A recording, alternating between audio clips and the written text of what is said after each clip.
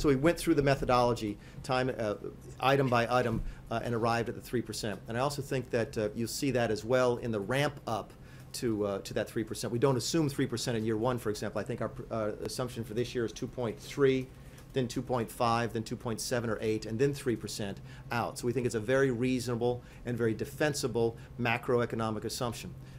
Digging a little bit deeper into the numbers, we also think that our numbers regarding the related interest rates and unemployment rates are likewise defensible. We get a lot of questions sometimes about productivity, about, we hear these stories now. There's an interesting story in one of the leading newspapers, I can't remember if it was the Times or the Post yesterday, about a business in Utah that can't find enough people to work.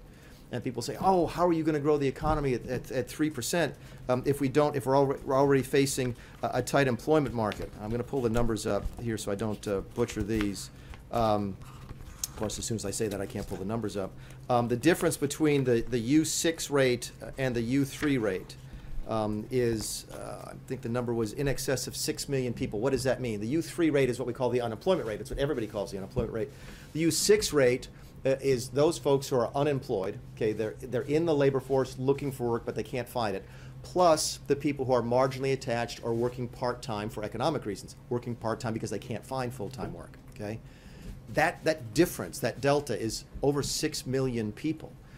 So we believe that we should be able to drive U3 and U6 together and get those folks into full-time employment, and that's one of the ways you get productivity gains. You're saying that U6, a measure that goes back to 1994, you can have it equal the U3 measure? We think that's, in a properly functioning economy, that would be the case, because keep in mind, what's the difference?